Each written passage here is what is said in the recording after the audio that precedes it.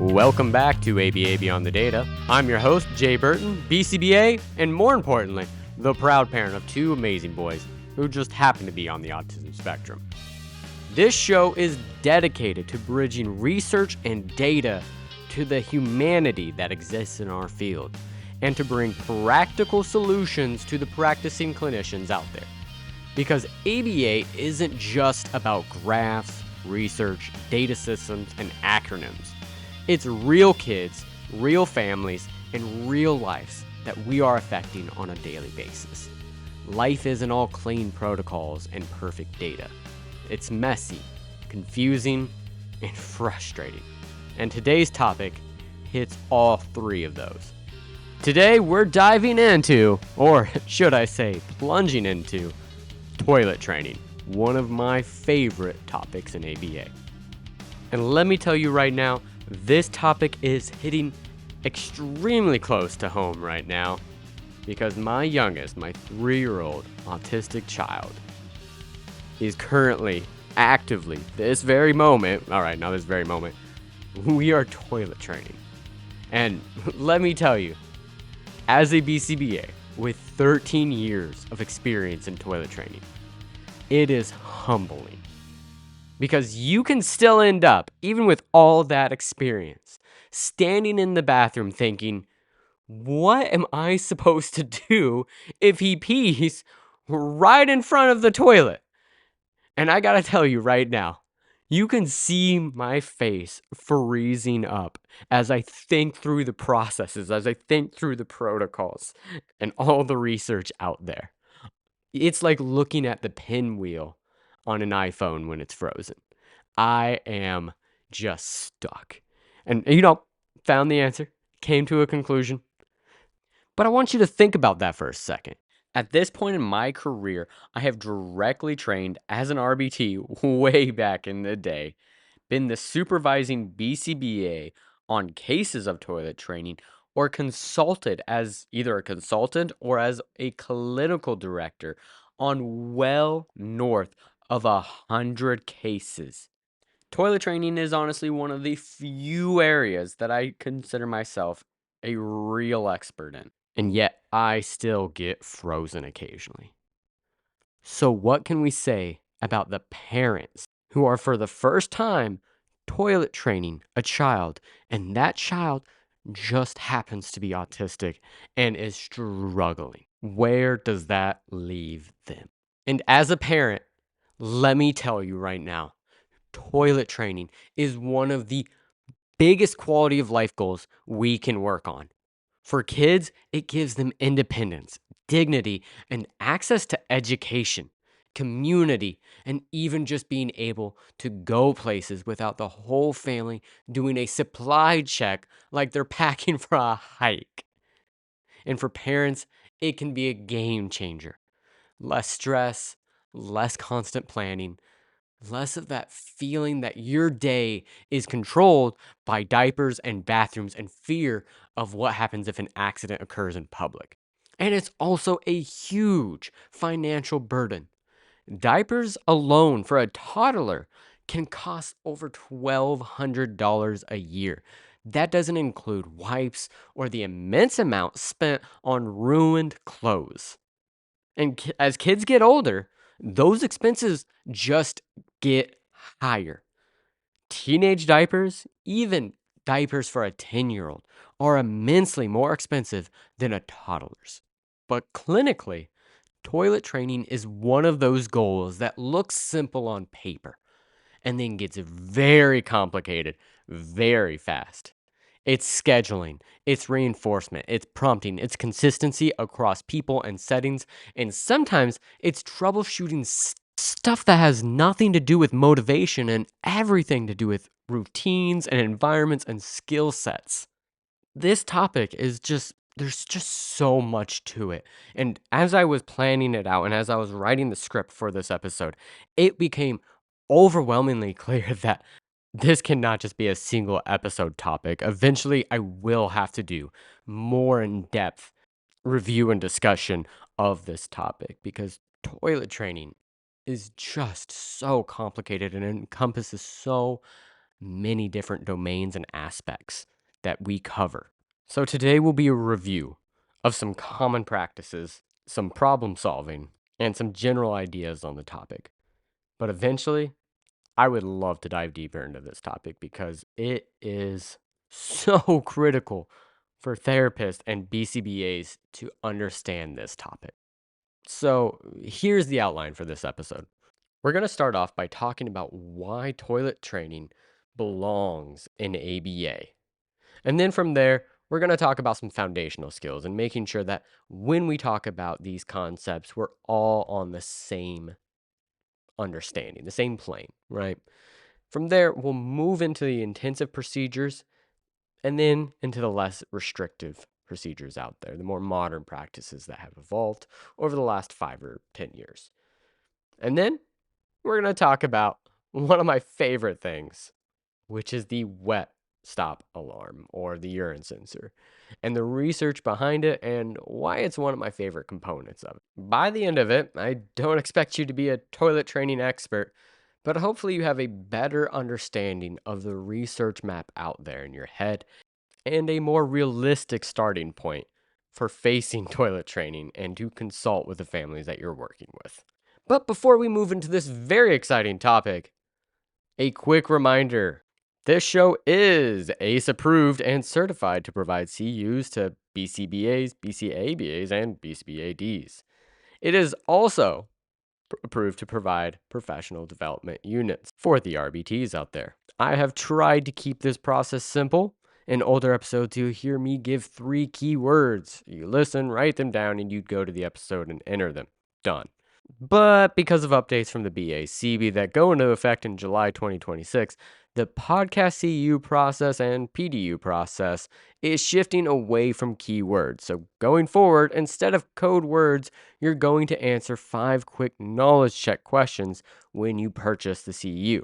And don't worry, this does not affect CEUs you've already earned this year, and it doesn't change anything about the keyword episodes you've already purchased. The BACB will still accept those. This is a provider stress, not a listener stress.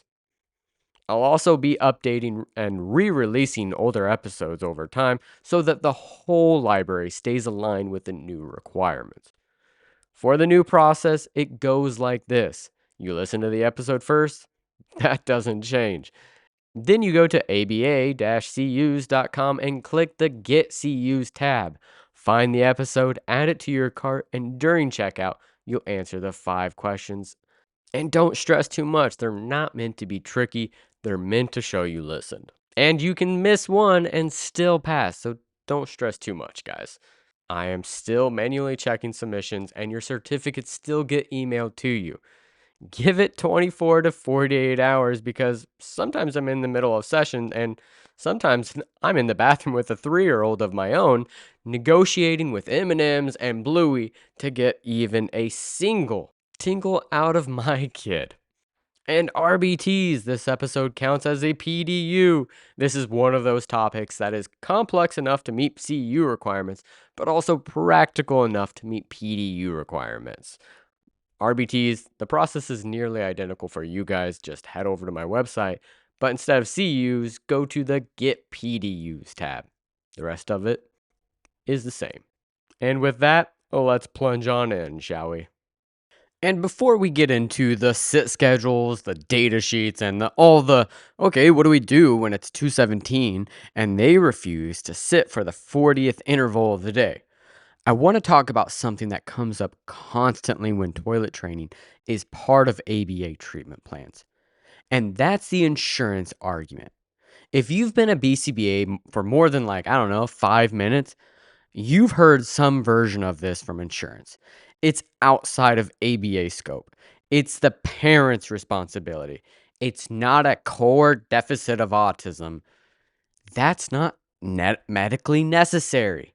And honestly, I need to take a deep breath with this because as a parent, this genuinely pisses me off.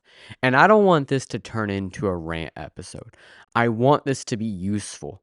I want you to have the language you can actually use in a peer review without sounding like you want to flip a table like I do right now.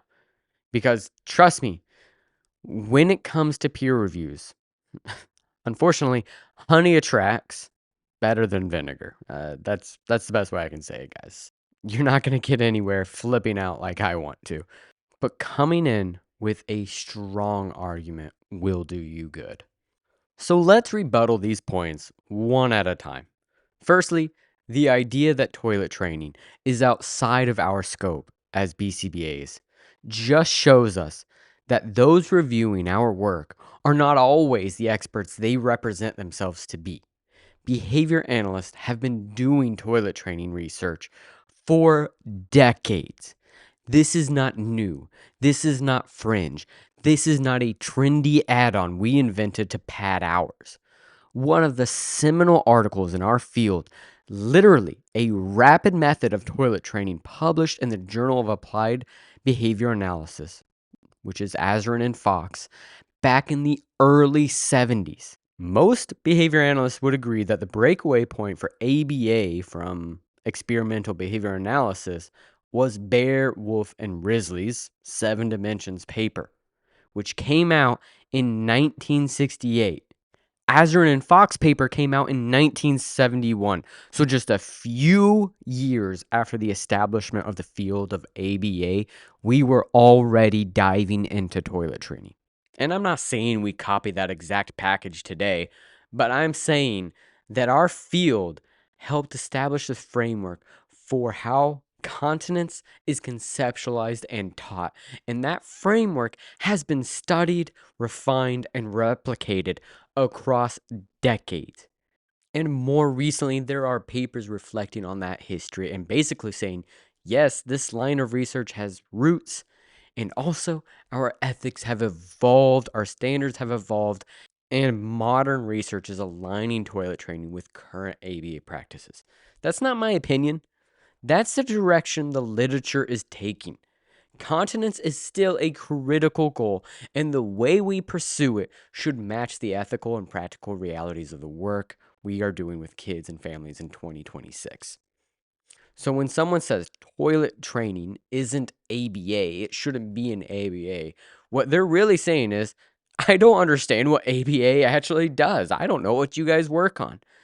Because toileting is behavior. It is not just a biological event. It's a behavioral repertoire that has to come under stimulus control. It has to be shaped, it has to contact reinforcement, and it has to generalize across settings and people. That is our lane. And anyone that says otherwise does not understand what we do. And then there are those in insurance that say toileting is not a core deficit of autism. And I always just want to say back to these people, respectfully, what the hell are you talking about? Because what do you mean when you say core deficit? Because those core deficits, according to the DSM, are communication, social, and restrictive repetitive patterns of behavior. And toilet training absolutely encapsulates all of those. Toileting is not one single skill.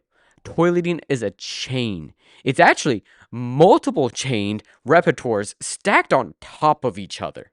And that massive repertoire of skill sets absolutely encompasses communication, social skills, and can be restricted by restrictive repetitive patterns of behaviors. Starting with communication, if a child can't easily tell you what they need, or if they don't have the functional way to request bathroom, you are already working in the core domain of autism. A kid has to request or indicate or at least tolerate someone prompting them towards the bathroom. Sometimes they need to tell you that they're wet, or they need to tolerate you saying, hey, we're going to try. That is all communication. And then there are social aspects that require not just following steps, but rule governed behaviors and social expectations. There's self advocacy, there's hygiene rules, there's sequencing, there's dressing skills, there's rejoining environments afterwards, and then doing it again in a different bathroom at school, at daycare, at grandma's, at Target, at Walmart, when it's loud, when it's quiet, when there's a dryer going on in the background.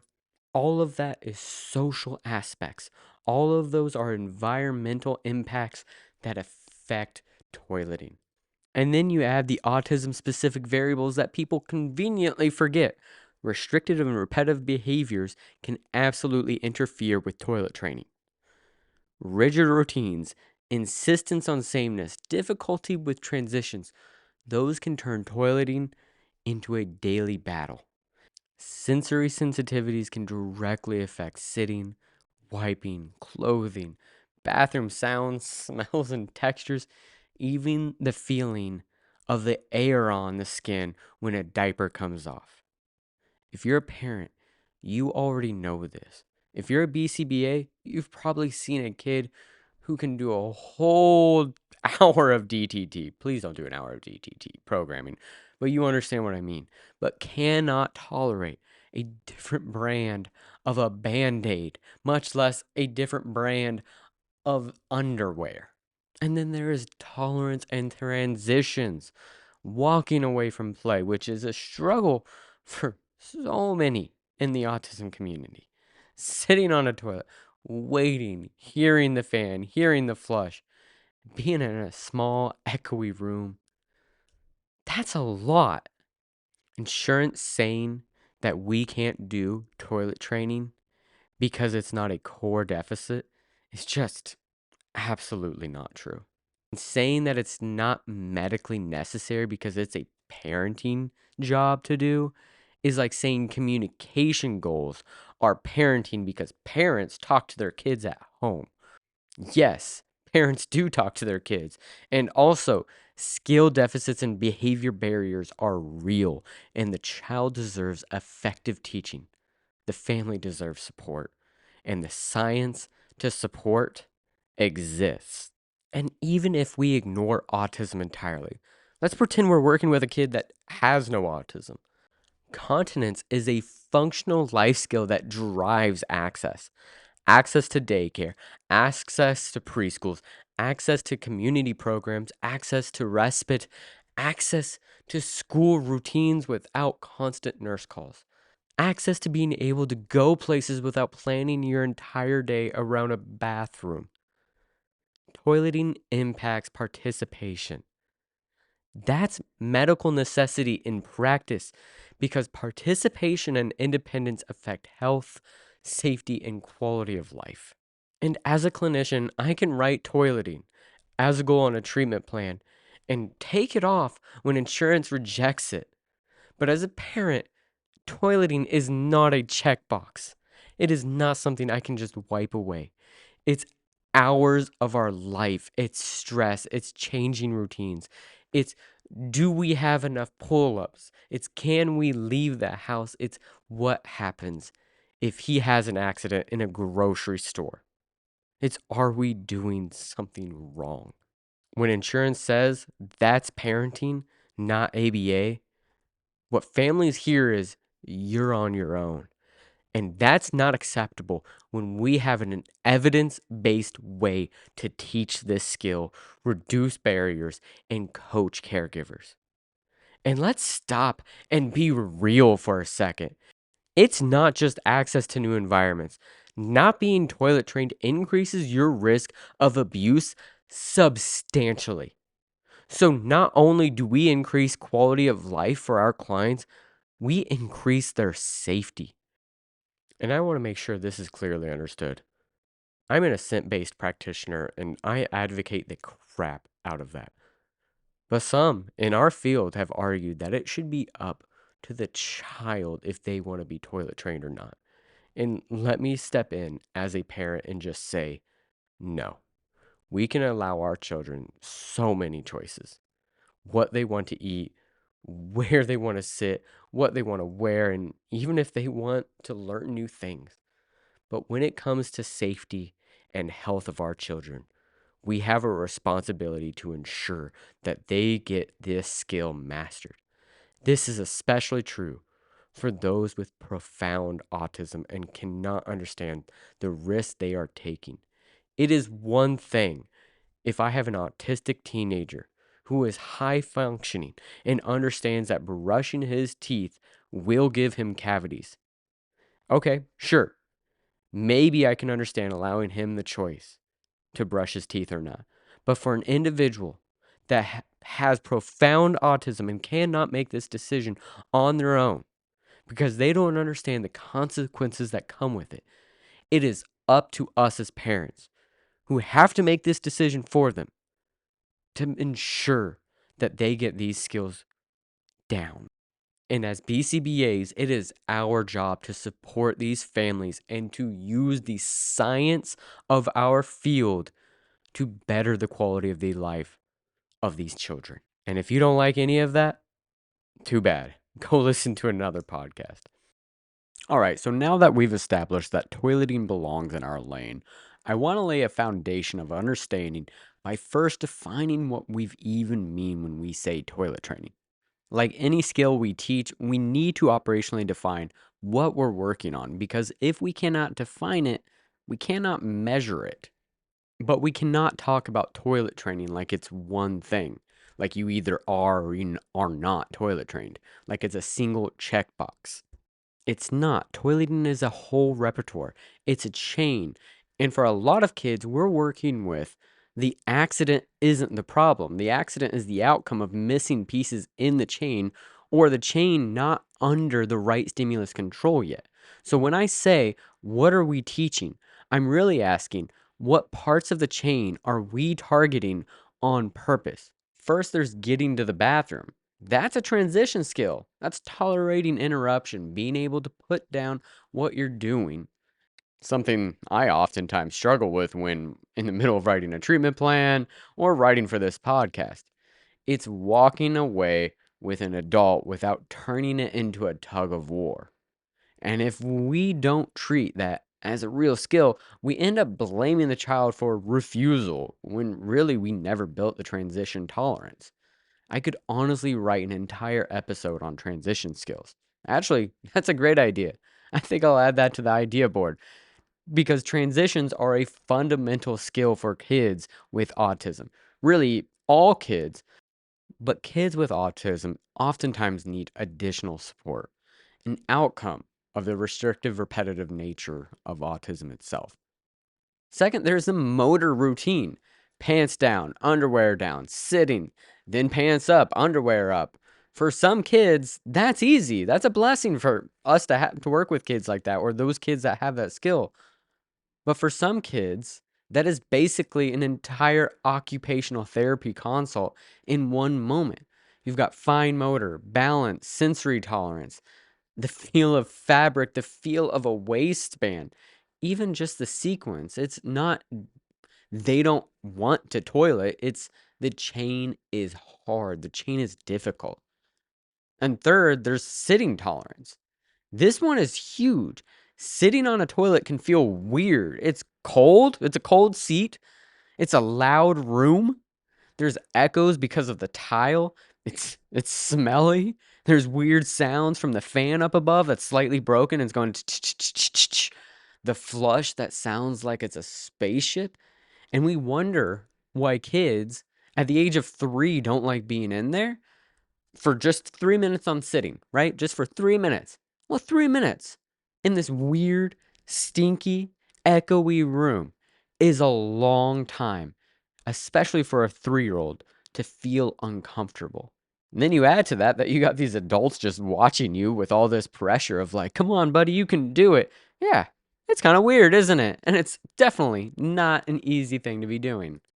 And then fourth, you got the stimulus control of voiding in the toilet. This is the heart of it. Can the elimination response occur in the toilet and then, over time, occur more reliably in the presence of the bathroom and toilet cues and less reliably everywhere else? And I want you to notice what I didn't say. I didn't say, can they hold it? That's not step one. Step one is, can we get enough in toilet successes that the toilet starts to matter in the learning history? And last but not least is hygiene, which is wiping, flushing, washing hands, drying hands, and getting back to life. That's another chain.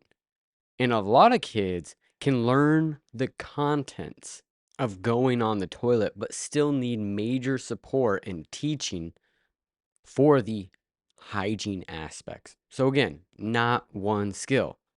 Oh, and there's one more that I missed, which is self initiation, communication. It's self advocacy, it's noticing internal cues, or at least noticing the routine cues. It's being willing to interrupt your own activity to go request the bathroom. That's not just toileting, that lives directly in autism skill profile for a lot of kids. So here's the point. When we're writing toilet training as a goal, we should be able to say which piece of toilet training we're working on. This is not a small skill set. And honestly, it's crazy how we take it for granted and that kids learn it as early and as easily as they do. It's basically every skill domain crushed into one. All right, so that's the skill set that we're actually looking at. Next, let's look at what components of toilet training across the research seem to be universal.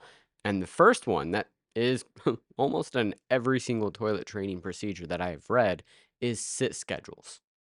And the first thing to understand is that a sit schedule is not magic. A sit schedule is probability management. That's all it is. Increasing probability of an occurrence to a high enough ratio you believe that the learner will actually be able to grasp it. If you bring a child to the toilet more often, you increase the chances of urination happening in the toilet. That's all it is. And if your urination happens while you're just sitting there, you can reinforce it. And boom, once that contingency occurs, even if it's just once, you have started something meaningful. That's it. You're engineering opportunities to contact reinforcement for the right response in the right place. That's all it is. And there's also something else going on that I like to explain in plain English, at least to the best ability that I can. When your bladder is full, you feel pressure. And when you void, you feel relief. And I know that we don't think about this a lot as adults because we're so trained in it. But that relief is reinforcing. If you've ever been, like me, stuck at the treatment plan or in the middle of a parent meeting or trying to wrap up a supervision and doing your best to be an adult and drink like, I don't know, like how many ounces are we supposed to drink? It feels like 100 of water.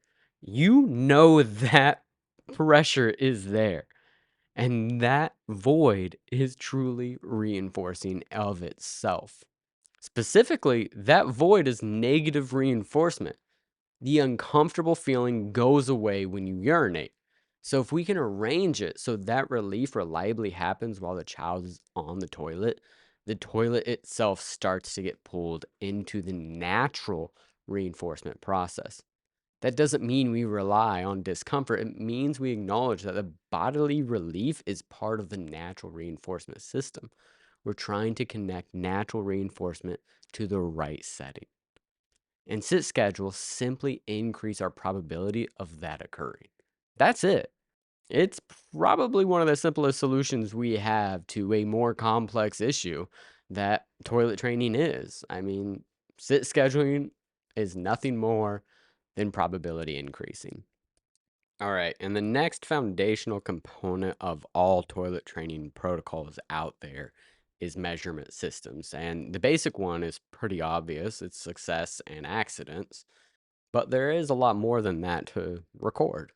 In a lot of the research out there, the success and accidents are recorded in intervals, specifically intervals of 30 minutes across the entire day. You mark correct if they've been dry throughout that period or if they've gone on the toilet during that period. And you mark incorrect if they had an accident during that period. It's not brain surgery, it's pretty simple. But this is actually a pretty powerful tool because it shows patterns pretty rapidly. Where are the accidents and what time are the accidents happening during the day? Is there a window where everything falls apart over and over again. Is it right after snack time? Is it right after nap time? Is it always during transitions? These forms of patterns pop up when you put time on top of your data, not just simple yes or no, was there success or not. And I have found this extremely helpful over the years, especially when I noticed that my simple binary yes no system of data is doing great during one period or with one therapist, but doing terrible with another. Using time intervals really helps track where any issues might be coming up. The second data stream that we have got to be recording is self initiation, the request to go. And this might be recording any independent signals that the child is initiating the routine rather than just complying with the prompts that begin the routine.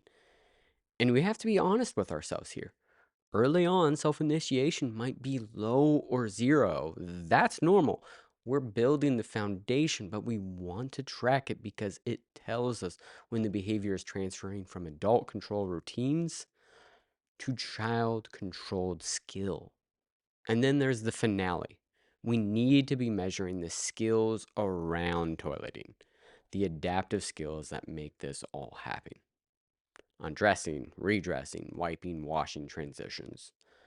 This can be an overwhelming amount of data and skills to teach and to measure, both for the child and for the staff implementing the procedure. For that reason, it might be good to just work on a few at a time rather than the entirety of all the routines that go into the bathroom. All right, so those are the two real key aspects that are universal across the toileting procedures. That being sit schedules and measurement systems. And not all of those measurement systems are in every single system, and the sit schedules are absolutely different in many of the systems we're going to talk about. But those are the universal components to toilet training procedures. And now let's move into actual implementation. But before we move into that, I want to stop and insert a guideline statement, if you will, because it's going to guide everything we do next. We start with the least intrusive and effective approach, and then we escalate if needed. That's not just ethics, that's efficiency, that's dignity, that's sustainability for families. Yes, the procedures we have out there that are intensive do work, but we should not be jumping right into the most intensive procedures. And the research supports that direction. The modern packages that show up for toilet training focus on the least intrusive interventions first, such as just putting a child in underwear instead of diapers, such as sit schedules that are not overly dense, and reinforcement. These common components first implemented, if they don't have success, then move into more intense procedures. Then you move into denser schedules, urine alarms, and sometimes positive practice. So we're going to walk through that spectrum next, starting with the intensive routes because that's where all the research began. Because you have to understand where we began and where the technology came from. And then we're going to land on what I believe most clinicians should start first, which is low intensity toilet training. So let's talk about the intensive approach. Because if you've been in ABA long enough, you've heard of the phrase rapid toilet training or intensive toilet training. Like it's a legendary spell. Like you've just said the words that following this protocol will lead to absolute success. 3 days and everyone will be riding dry. And yes, intensive models work, but we have to talk about them with nuance because effective is not the only standard. We also have to care about the humane, doable, and ethically defensible. So, first, the roots. The origin story most people point to for intensive toilet training and for toilet training in ABA in general is Nathan Azrin and Richard Fox's research.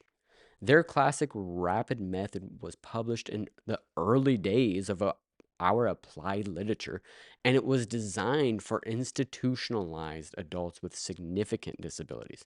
The idea was to take incontinence, analyze it behaviorally, and build a package that rapidly shifted continence in a setting where accidents were common.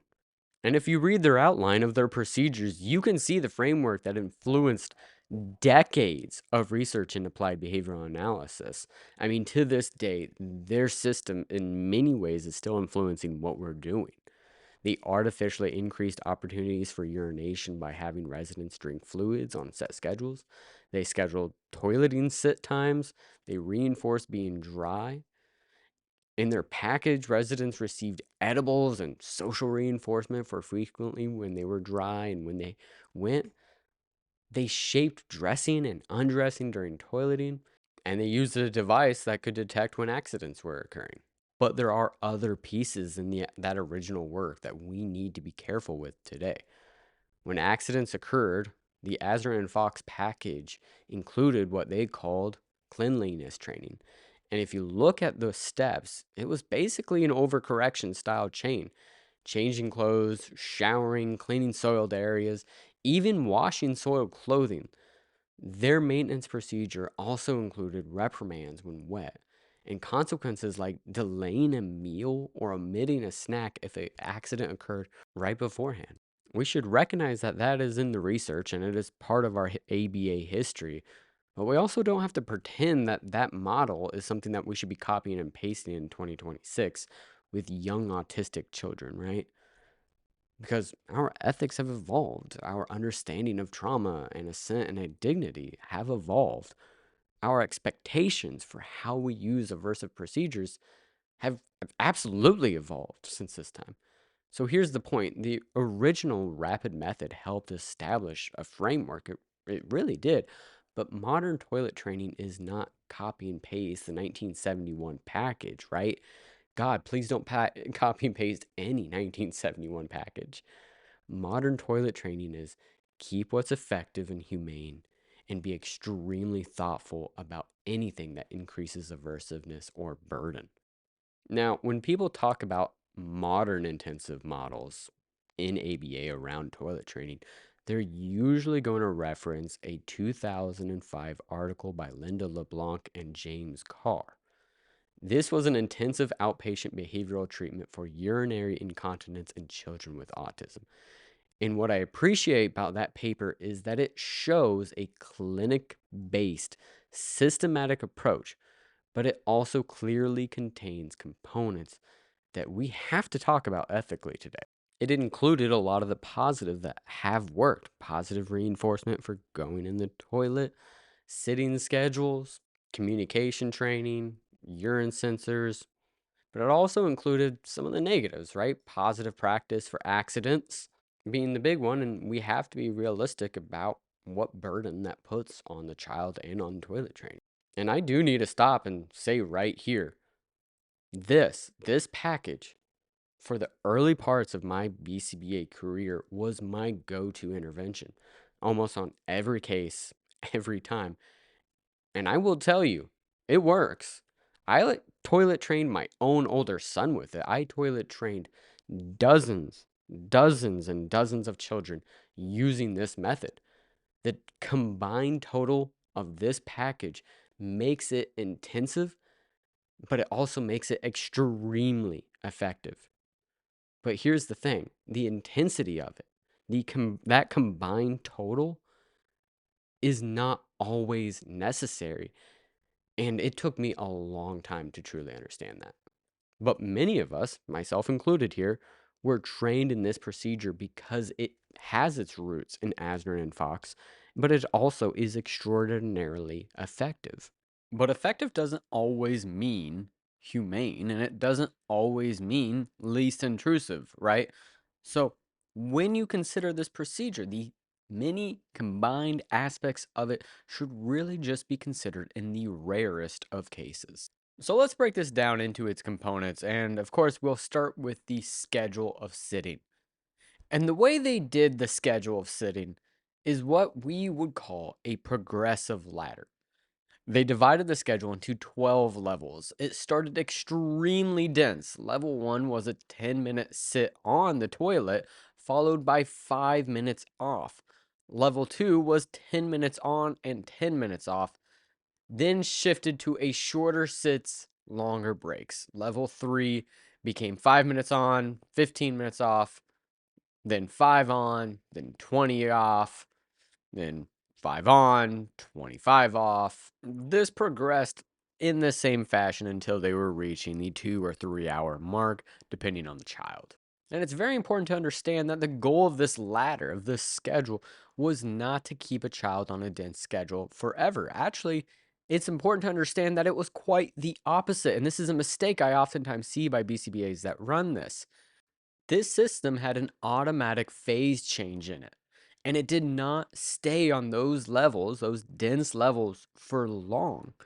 By the end of day one, they would have been on level 6, I believe, which was 45-minute intervals, so 5 minutes on and 45 minutes off. This is a huge mistake I see clinicians make when implementing this procedure. They set a criterion for moving up, but that doesn't come until later phases. The authors also noted that they did their best to reduce the aversiveness around these long sits. They used moderately preferred videos during longer sit periods that they identified through preference assessments. And remember, I love this. Remember, this is 2005. And I don't know if you clinicians out there nowadays, especially the ones that recently passed their exams, remember what it was like to have a screen anywhere in 2005. These were not small devices. These were not the tablets that we have today that's so easy to carry into the bathroom. They were legit rolling in these huge box TVs into the bathroom so that the kids could watch. I mean, I love that. I love that they've gone out of their way to get these kids to be more comfortable in the bathroom. And I got to be thankful today that it is so much easier just to carry a tablet into the room. Another aspect of this intervention is that they built in communication training from the start. For some participants, it was a vocal request like potty. For another participant, it was exchanging a picture icon. They modeled it, prompted it, faded the prompts over time, and they praised all communication attempts. And again, when I look at mistakes that BCBAs often make when implementing toilet training, one of the biggest is the lack of communication training that goes into toilet training.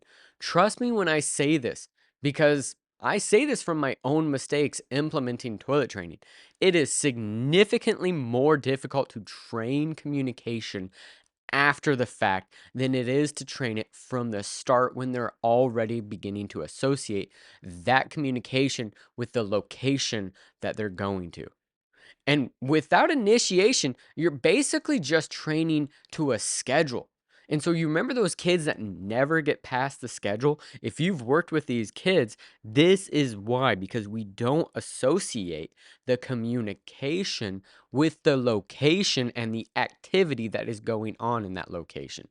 Communication is key to being able to properly fade the schedule. So toileting isn't just bladder control, it's also communication. Okay, and the next big component that they used for their package of interventions was the urine alarm. In LeBlanc's model, they used the wet stop specifically. This urine sensor is placed in a pouch sewn into the front of the child's underwear. This model, this device, has been upgraded significantly since 2005. They now have wireless sets that you can carry around in your own pocket, and the child can actually have it attached to their underwear, easy clip on. That's what my son is currently using. It's no longer these crazy sewn in devices that you need to use.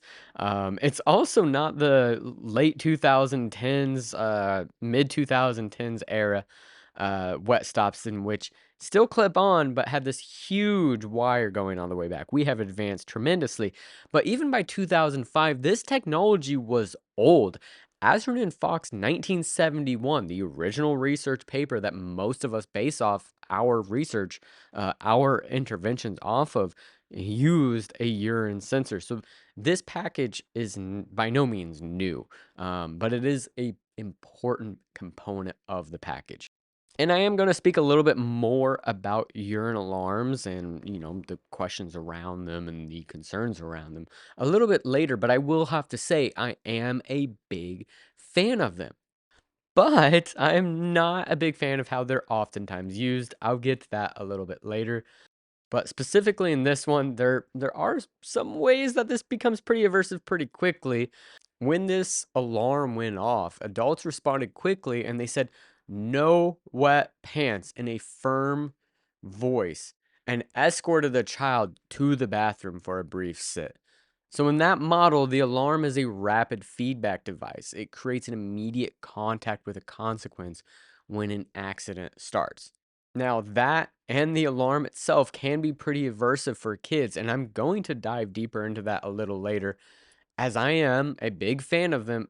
They just really need to be set up correctly and utilized properly. Okay, and then let's move into the last major component of this treatment package, the LeBlanc's treatment package, and that is positive practice. And I know for many assent-based practitioners or many modern practitioners in general, this can make you feel a little bit uncomfortable, a little bit uneasy. In Linda LeBlanc's and James Carr method and the original 1971 Azrin Foxx, positive practice was implemented when an accident was not followed by completion in the toilet. And their description is pretty clear. They quickly escorted the child to the toilet after saying "no wet pants" in a firm voice. The child was then cleaned and then made to practice the toileting routine, which included undressing, sitting, dressing, and then rushed back to the site of the accident and then were made to repeat the entire sequence multiple times, specifically 4 repetitions. So, no wet pants, rush to the bathroom, undressing, sitting, dressing, and then rushed back to the spot. No wet pants. And this repetition was continued 4 times. That is a punishment procedure. Full stop. Again, I'm not saying this to shame anyone. Remember, I practiced this very intervention, this very component of this package for years, and I used it with my older son. But I can also say that I regret using it as much as I did. This is not a nice procedure to see or to utilize. It is very impactful to the child and builds shame into a situation that does not need to be shameful. I'm saying this because we have to label things accurately. If we're going to make ethical decisions correctly, we need to understand what these procedures are and call them what they are. Positive practice is punishment. Positive practice can suppress accidents. It can also increase avoidance, distress, and refusal if it is not carefully and precisely implemented and practiced with your technicians. This does not mean we get rid of this procedure entirely. It means it should be reserved as only an absolute last resort. And you have to have clear assent withdrawal definitions put in place, something that is completely missed by the original package. And today in our modern practices has to be included. And I know for many individuals that are listening and know that I am an assent-based BCBA are maybe surprised hearing that I won't just throw this procedure out, but I cannot. As a parent and as a clinician that has worked with individuals with truly profound, severe autism, teens, not toilet trained, completely rule this procedure out. I cannot completely rule this procedure out because the cost of not being toilet trained, the health risks, the likelihood of abuse, the loss of dignity to the individual are profound. And I will challenge anyone who says otherwise, because until you live it, until you live with it in your own home, until you've worked with it, you do not understand. This is suffering. I have been in group homes and seen caretakers sitting there ridiculing their patients because they are soiled. I have worked with parents scared to change their teens' diapers because of the behaviors that were occurring in the bathroom. So I cannot rule out positive practice. I absolutely wish I could, but I cannot. But its use must be limited. Every other option should be utilized and ruled out. And this brings us to an important question. Who is intensive toilet training for? And even in LeBlanc's model, even in their original paper, the baseline condition included lower intensity toilet training interventions having already been used and failed with the child. The kids they worked with already had persistent incontinence and needed additional support. The fact is that some kids respond beautifully to basic components like the at home model, if you will, basic sits, using underwear, the things that we'll get to later in the episode. But some of these less intensive methods work just fine for them. As a matter of fact, for the vast majority, most of these less intensive methods work just fine. But for some kids, they do not. Some kids hold. Some kids don't void on the toilet at all. Some kids will sit and then immediately have an accident the second they stand up. So here's my decision making rule, and I'm going to say it plainly: start less intensive.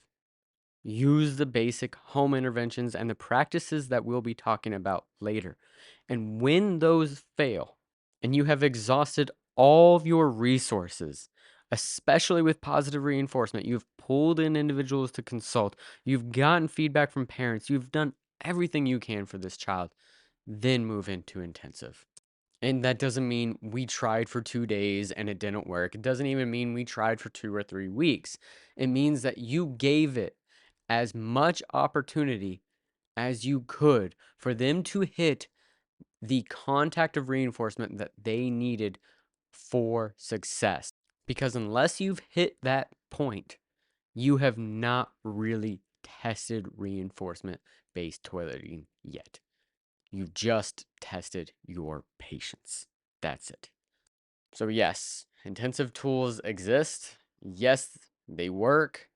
And if you're going to use them, you use them with your eyes open, with ethical decision making on hand, and with consent and collaboration of the family that you are working with, and a plan to fade intrusive components as quickly as possible. Now, let's pivot from intensive to where people should actually start. The start here section of this whole episode, and that is low intensity toilet training. And if you take nothing else from this episode, take this. You do not start with the most intense toilet training package you can find in the research. You start with the common components implemented consistently with clean data. That's not just my opinion, guys. That's what modern research trends are showing.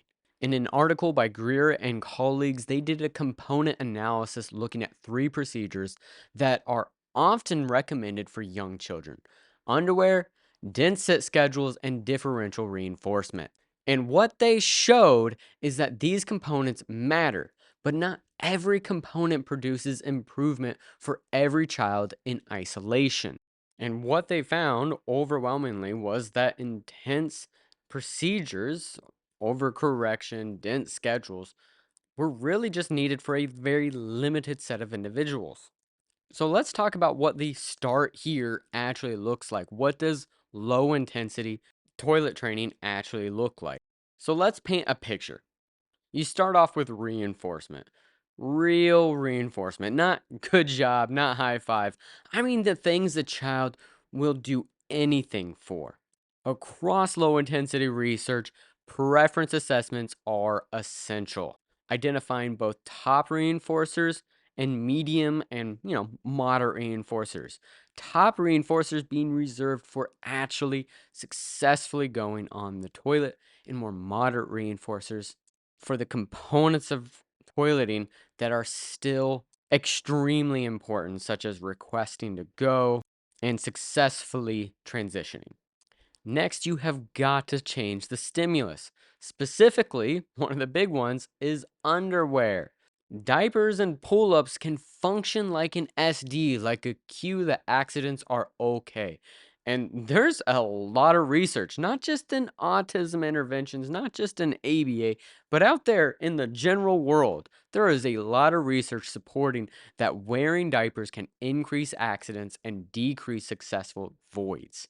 Then from there, you implement a sit schedule that's realistic.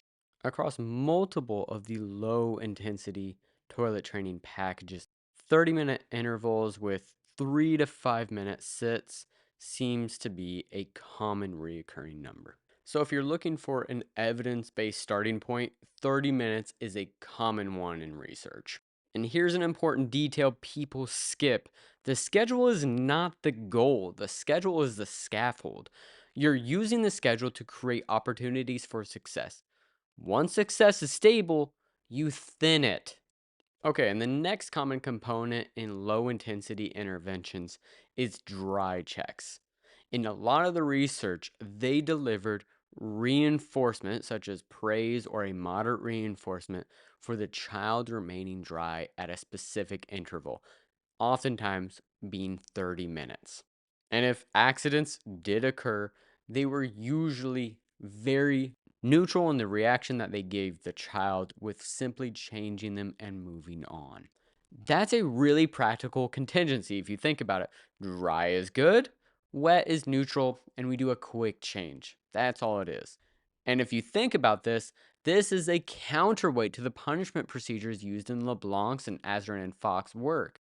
LeBlanc's and Azrin and Foxx method focus on reducing wetness through punishment, where these low intensity models work on increasing dryness through positive reinforcement. And then finally, of course, we need to talk about the reinforcement itself that they get for elimination on the toilet. And in much of the research on low intensity toilet training, they use stacked reinforcement, which might mean praise, access to a preferred item, and edible things, such as candy or popcorn or, you know what I mean by edibles. We're not talking about the edibles you might get in Colorado, guys. We're talking about candy. Relax, everybody. And what I've always recommended for toilet training is a 3 component reinforcement, at least at the beginning. And that's social praise, a quick, tiny consumable, edible, and a more sustained reinforcer, such as a toy or a song or a tablet. By stacking it this way, you can provide the rapid consumable edible the very second something actually happens, which makes it very clear for what they're being reinforced. And at the same time, you're providing social praise with the edible reinforcer. And then just moments afterwards, with literally just like seconds afterwards, you're providing the larger reinforcer. This contingency, this little sequence allows you to pair the edible reinforcer with the social praise and the bigger secondary reinforcer, which allows you to fade those components out individually. So once you have seen sustained success, you can fade out the edible item, and then you can move to just the praise and the secondary reinforcer. And then eventually you fade out the amount of time that they get with the secondary reinforcer until it's so thin that you can just stop using it. And then at that point, you're just relying on praise. And eventually you can fade that out as well. Okay, so what do we do about accidents in this model? Neutral, quick cleanup. That's all. You respond to wetting with neutral notification, like you wet your pants or you need to change. Not a lecture, not a scolding, not a meltdown from an adult, just a neutral cue and a change. That neutrality is important because attention can accidentally reinforce accidents, and emotional intensity can create avoidance and shame. And as a parent, I'll tell you, it's also just healthier for everyone's nervous system because toileting is stressful. And it can be easy for us parents to become frustrated. But when you go in with a mindset of be neutral, I don't know why, but something just happens in your brain. That frustration doesn't dissipate, but it's almost pressed into neutrality. And that's really the core of low intensity of the start here model. You're going to use underwear during the toilet training periods. You're doing 30-minute intervals. You're doing short sits, maybe for about 3 minutes. You're doing tried checks and reinforcement for being dry. That's a huge part. And big over the top reinforcement for in the toilet eliminations. And when accidents happen, we're being neutral and calm. Calm is key, guys. And of course, you're doing prompted communication with the routines from the start so that you can pair it easily. And once you're stable, you start thinning that schedule. And if things don't go well, that's when you look at the data. You look at the intervals across the day and you see where accidents are occurring. If you got a whole bunch occurring after nap time or after lunchtime, well, thicken that schedule up around that time period. Maybe move it down to 15 minutes during that window to make sure that accidents are more likely to be caught during that time. So if you're a clinician and you're listening and you want that clean starting point, that is this. It's structured, it's consistent, it's not scary, and it's not toileting boot camp. It's something we can easily do, and it's something that parents can easily get on board with. Okay, and now moving into really our final section, I want to talk about one of my favorite toileting tools, and that is urine alarms. Love them, hate them, never heard of them. There are a lot of mixed feelings about them, and so let's talk about it. And I'm going to be honest for a second and let you know the reason why I want to talk about it. First of all, I think they're highly underrated. I have been using them in my practice for years now and have found them to be highly effective. Two, they are completely misunderstood and honestly, I think misused. And finally, they make the life of parents so much easier by implementing something that helps the parents. The brand name, when you look at urine sensor alarms, is Wet Stop, though there are a lot of good brands out there. But that is the one you're going to hear in literature. And these tools aren't overly complex. I mean, they're pretty simple. They're basically just moisture detectors with a little built in alarm into them. When they detect a moisture, boom, a little alarm goes off, a little chime goes off, and their therapist or their parents know that the child is wet. So instead of the child sitting in wet clothing for a while before anyone notices, the moment an accident starts, the device signals. And that creates an opportunity for an immediate response and prompting. In everyday terms, it's feedback. It's fast feedback, which we know in ABA is critical. Speed is critical. And urine alarms show up in major toilet training packages. LeBlanc's intensive outpatient model included a wet stop sensor placed in a pouch sewn in the child's underwear. When it activated, staff immediately escorted the child to the bathroom. So in the model, the alarm is part of a larger package. And that's the big caveat I want to be honest about. A lot of toilet training research involves packages, multiple components changed at the same time. So it's not always clean scientific, evidence of saying this is the part that's working. What we really need out there is more component analysis of what specific aspects are working. And specifically with the urine alarm, we do need more specific component analysis on this device. But we do have a little bit of evidence that the alarms can work just by themselves. There's an interesting brief report from Freeman and Vollmer in the mid 1990s. They used the wet start alarm to treat chronic daytime wetting, specifically with a teenage girl. They alternated the alarm presence and the alarm absence in a withdrawal design, and the results were pretty obvious. Accidents dropped to zero almost immediately when the alarm was used. When they removed it, accidents returned a couple times per week. And boom, when they brought it back, accidents dropped again. And follow up 6 months later showed that no accidents was still occurring. And that paper did raise something that's important about the mechanism. The rapid response of it suggested that it probably wasn't a slow learning process like gradual discrimination. Instead, anecdotal reports suggested that the alarm may have functioned as avoidance to embarrassment or an audience reaction when the alarm sounded. And so, what we have to remember is that the experience can be aversive, especially if it's loud, startling, or causes social embarrassment. So it absolutely belongs in the benefits and burdens conversation. It's not automatically good and it's not automatically bad. What makes it helpful, in my experience, not so much literature, but in my experience, is how it's used. If it's used like a shame device, if the adults react dramatically, scold, or draw attention to the accident and to the alarm, you're going to create avoidance, a hatred of this device.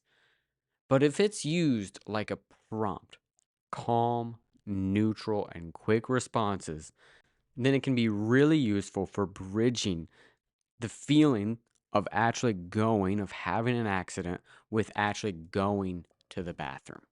The alarm goes off, and the adult treats it as information. Okay, looks like we had a little accident. Let's go to the bathroom. Then a fast transition with minimal emotion.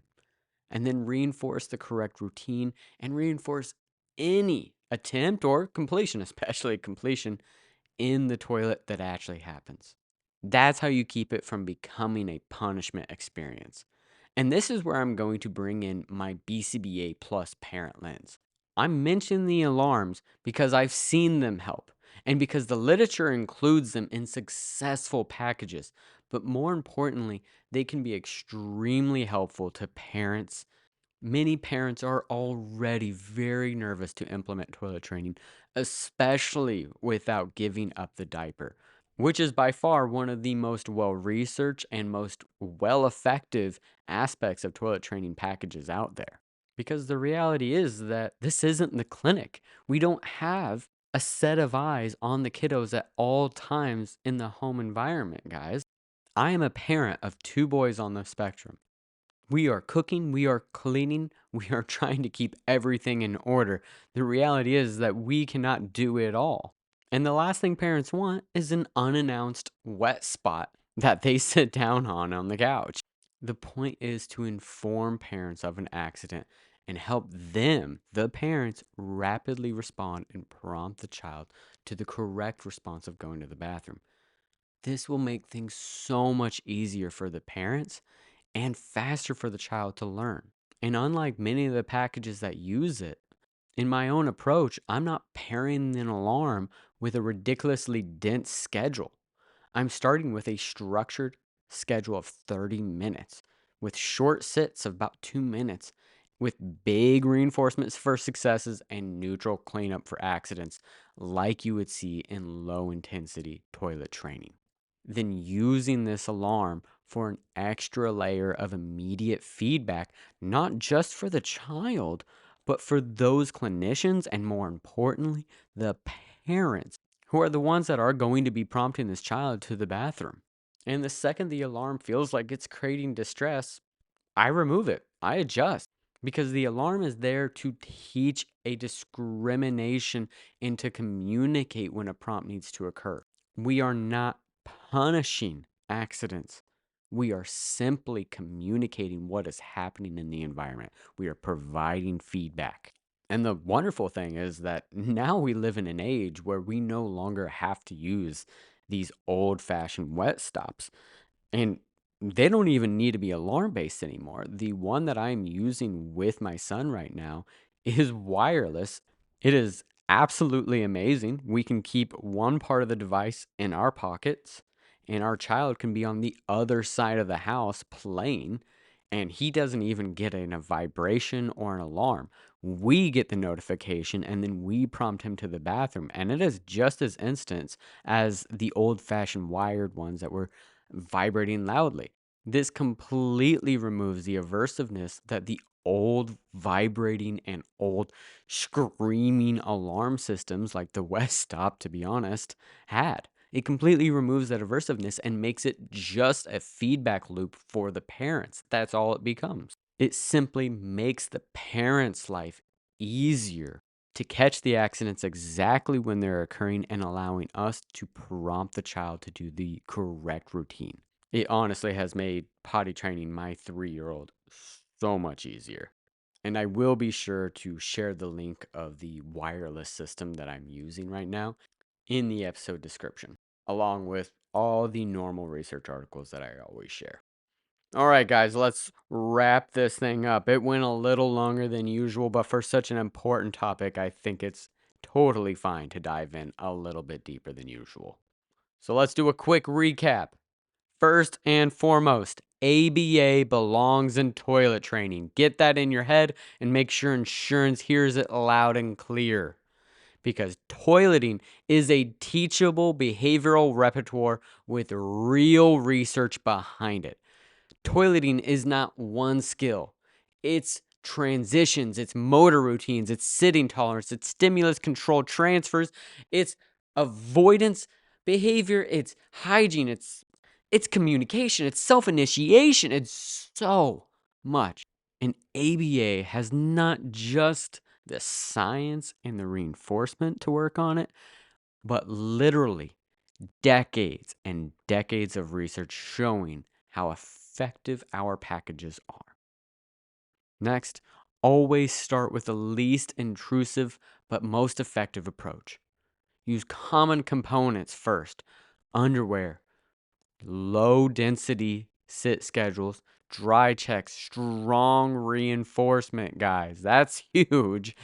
Neutral accident responses and systematic data based adjustments using interval systems across the day to see where the issues are.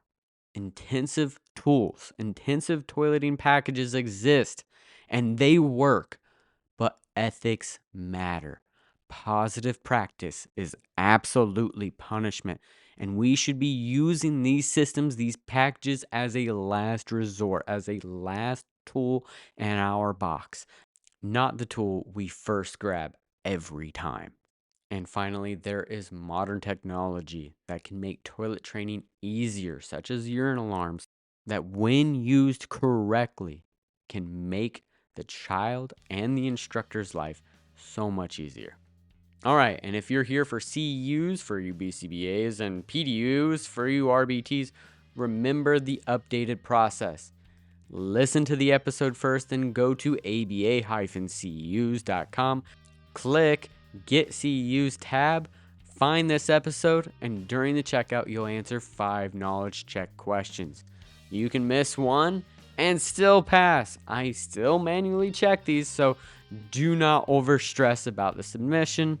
I am looking for whether or not you actually paid attention to the episode. And once you submit everything, you will receive your certificate in the email you provided within about 24 to 48 hours. And my call to action to BCBAs out there: defend our work. Just because insurance is pushing this idea that toilet training does not belong in our field or within our treatment plans does not make them correct. Defend your work, know your research, know what our history is, and you will win in a peer review. Because when we take a step back on this, when we give in to the demands of insurance, especially when they are clearly wrong, we are sacrificing the progress and the well-being of the children we work with. Thank you all for spending this hour with me, and thank you all for the work that you do with the families and kids that we serve. I'm Jay Burton, and as always, thanks for going beyond the data. Bye. See you next time.